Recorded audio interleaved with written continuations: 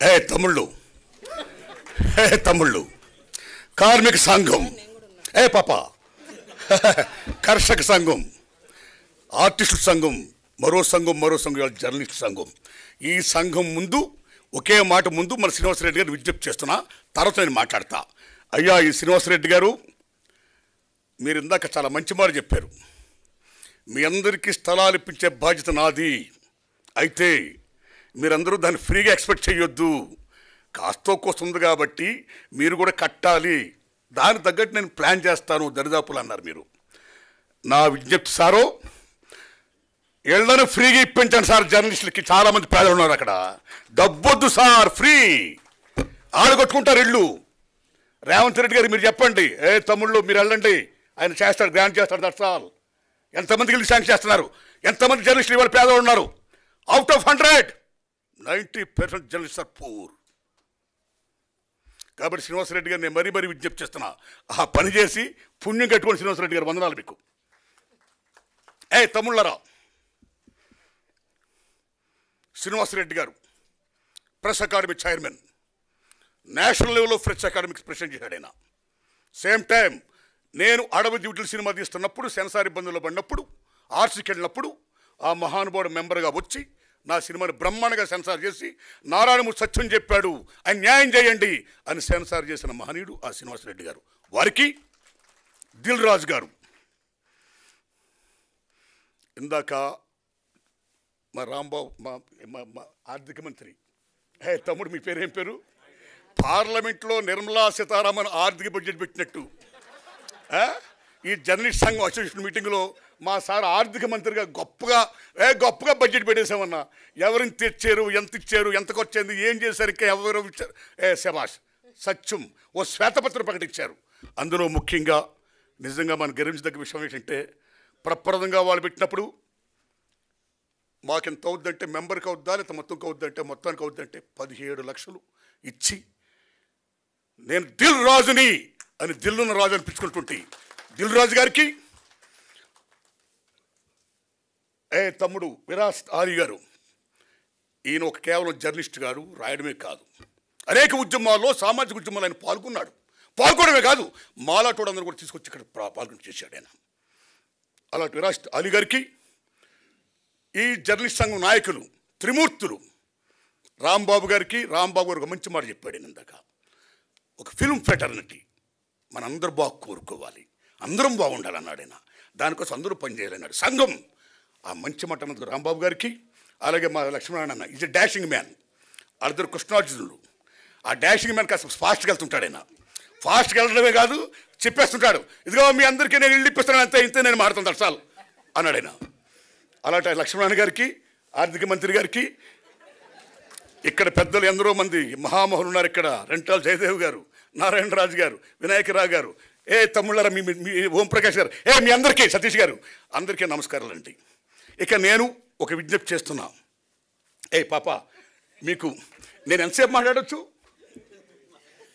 Okay ఏది ఏమైనా సరే మీరు నమ్మడం మిత్రులరా ప్రభుత్వం లేకుండా పత్రికలు ఉంటే చాలునా ప్రభుత్వం ఉన్నా పత్రిక లేకపోయినా పర్వాలేదంటే గొప్ప మహామేధావి థామస్ జెఫర్సన్ అంటాడు ఆయన ప్రభుత్వం ఉండొచ్చు ఉండకపోవచ్చు కానీ పత్రికలు మాత్రం ఉండాలంటాడు ఆయన that is the greatness of media told by Thomas Jefferson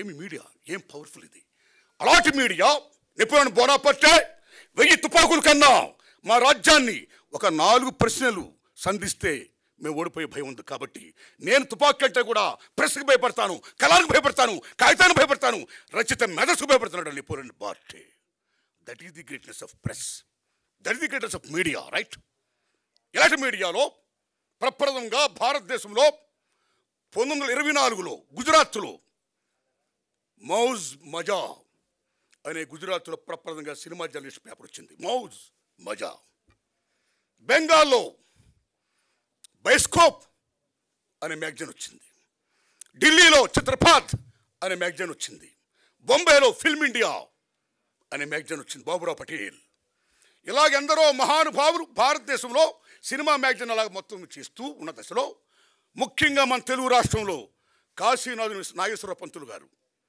Andhra Patrika వ్యవస్థాపకులైన ఆయన స్వతహాగా నటుడు కళాకారుడు కాబట్టి ఆ రోజుల్లో ఆంధ్రపత్రిక పెద్ద ఫేమస్ కాబట్టి ముళ్ళపూడి వెంకటరామయ్య గారు అందులో రచయిత కాబట్టి జర్నలిస్ట్ కాబట్టి మీరు నమ్మండి మిత్రులారా ప్రప్రథంగా సినిమాల గురించి నాటకాల గురించి ప్రప్రథంగా కాశీనాథు నాగేశ్వర పంతులు గారి ఆంధ్రపత్రికలో వచ్చింది. ఆ తర్వాత రఘుపతి వెంకయ్యనాయుడు గారు 3 థియేటర్లకు 18 నుంచి ఇంకో 2 థియేటర్లు కట్టడం వల్ల స్టూడియో కట్టడం వల్ల then cinema journalism started in south India ముఖ్యంగా మద్రాసు కేంద్రంగా.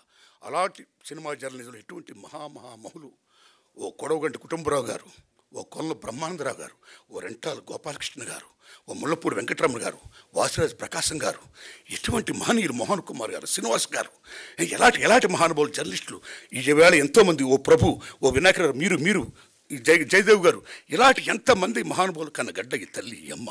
ఇలాంటి దశలో అదే సినిమా ఇండస్ట్రీలో అర్థాలు 3 ప్రశ్నలు చేయాలని కోరుకుంటూ ఆ 3 చెప్పేసి నేను విరమిస్తాను సార్. ఆ రోజుల్లో మీరు నమ్మండి చాలా బ్రహ్మాండంగా రాస్తున్న సినిమాలు ఏమైతే ఉన్నాయో, ఆడుతున్న సినిమాలు ఏమైతే ఉన్నాయో ఆఫ్టర్ 1 వీక్ తర్వాతే మీకు రివ్యూస్ రాసేవారండి.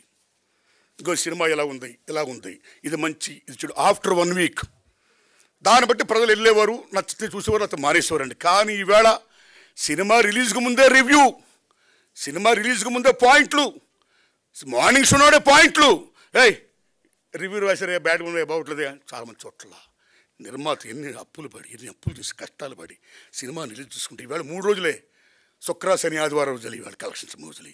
కాబట్టి మిత్రులారా, పాత్రికేయ మిత్రులారా, social media, print media, electronic any medias దయించి సినిమా గురించి మీరు రాసేది ఏమవుతుందో ఇమ్మీడియట్గా దాని భవిష్యత్తు తేల్చేయకండి. చూసే జనాలు కనీసం 3 రోజులు చూడనివ్వండి, తర్వాత చెప్పండి. నా humble request, this my request, right. రెండోది క్యారెక్టర్ అసాసినేషన్. ఆ రోజుల్లో కూడా మీరు నమ్ముతారా? మాగాపు రామన్ పేరు విన్నారా మీరు? కాగడా శర్మ పేరు విన్నారా? ఆ రోజుల్లో హిందూ నేషన్ కాగడా మధ్య పత్రికలు ఉండేవి. రూపవాణి ఒక మ్యాగజైన్ ఉండేది. ఆ రూపవాణిలో పరమేశ్వరుని సార్ ఉన్నాడు. ఆ సార్ గారికి సావిత్రి గారికి చిన్న క్లాష్ వచ్చింది. ఈగోయిజం. మహాభారతంలో వ్యాస మహానుభావుడు ఏం చెప్తాడు? యుద్ధానికి మూలం ఆడది, ఆస్తి, అహం, అధికారం అంటాడు ఆయన. ఆ అహం దగ్గర వచ్చింది ఆ పరమేశ్వర గారికి సావిత్రి గారికి. అక్కడి నుంచి కోర్టుకు వెళ్ళారు. సావిత్రి గారు కోర్టుకు వెళ్తే మహానటి, ఏం మహానటి మహాతల్లి. కోర్టు మొత్తం అంతా గగ్గోలు, జనం బేబచ్చు, ఏందయ్య రోజు సావిత్రి గారికి రావడం, ఏమ్మ ఆ కేసుని ఏదో మొత్తం చేసేయండి అన్నారు. పెద్ద మనిషి కూర్చొని చేశారు. కానీ అసాసినేట్ చేశారు సావిత్రి గారి క్యారెక్టర్ని. చాలామంది తిట్టారు, చాలామంది కొట్టబోయారు. అలా తర్వాత మాగాపు రామన్ గారు, అలా చాలా మీకు తెలుసు కాగడా శర్మ గారు. ఈ రకంగా చేయడం వల్ల సినిమా ఫీల్డ్లో ఉన్న దర్శకులు కానీ నిర్మాతలు కానీ 24 క్రాఫ్ట్స్ ఎనీబడి ఎల్స్ ఎవరున్నా సరే వాళ్ళ వ్యక్తిగత జోలికి వెళ్ళిన తర్వాత, క్యారెక్టర్ అసాసినేట్ జరిగిన తర్వాత చాలా డ్యామేజ్ జరిగేది. అలాగా సంచలనాల కోసం సంబంధం లేని మాటలు, పాటలు, హెడ్లైన్స్, ఏదో మీటింగ్లో ఏదో మాడతా దిల్ రాజుని ఖండించిన అనుమతుంటారు. దానికి సంబంధం లేదు. ఆ దిల్ రాజు గారి పేరు ఎత్తలేదు నేను. దిల్ రాజుని లెక్క చేయను అనుమతి నేను లెక్క చేయ, అది ఎక్కడ ఉందో అసలు నేను మాట్లాడినా, ఆయన మాట ఎత్తలేదు. సో నన్నని కాదు తమ్ముళ్ళారా, ఈ రకంగా చేసేయడం వల్ల ఈ మధ్యలో చాలా గొడవలు వచ్చాయి. కాబట్టి ఈ రకమైనటువంటి అసాసినేషన్ సంబంధించిన మాటలు కానీ ఇది కానీ, ఎందుకంటే you are a most powerful media, దయించాలి రాతలు రాయొద్దని మీరు దండం పెడుతున్నారు సార్. ఇది రెండోది సార్. ఇంక మూడోది సార్, ఈవేళ సినిమా చాలా క్లిష్ట పరిస్థితిలో ఉంది. ఈవేళ సినిమా అంటే కేవలం దిల్ రాజు గారు, అల్లు అరవింద్ గారు, సురేష్ బాబు గారు, మైత్రి మూవీస్ వీళ్ళే కాదు నిర్మాతలు. సినిమా ఇండస్ట్రీలో 90% సగటు నిర్మాతలు. కానీ ఈవేళ సినిమా కేవలం 10% విజయంలో ఉంది. ఈవేళ రిమైనింగ్ 90% మామూలు క్లిష్ట పరిస్థితులు లేరు. సో మెనీ ఫ్యాక్టర్స్ స్క్రీమ్ అన్నీ మీకు తెలిసిన ఎక్స్ప్లెయిన్ చేయవసరం.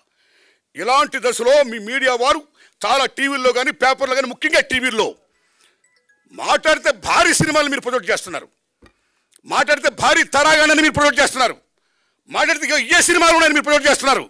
That's not good. దానివల్ల జనానికి ఈవేళ social media so many factors scheme, so many entertainment scheme. ఇలా ఐపీఎల్, మరి రేపు పొద్దున్న ఎలక్షన్స్, ఒక యూట్యూబ్ నొక్కితే ఇలా బీభత్సంగా ప్రపంచంతో అందరూ కనపడుతుంది.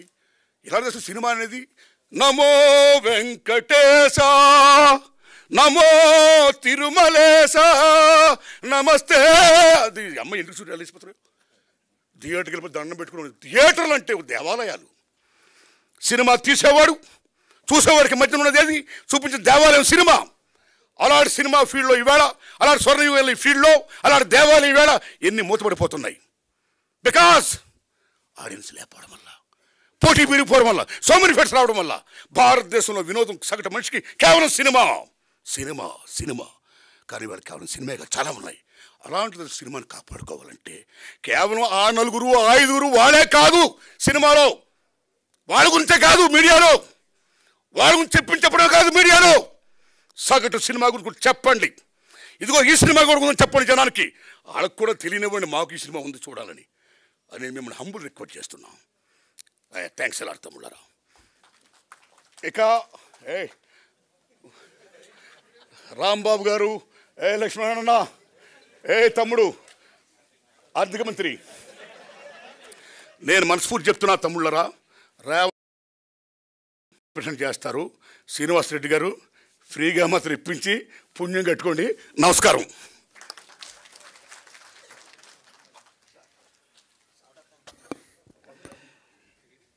Thank you very much sir. మేము పిలిచి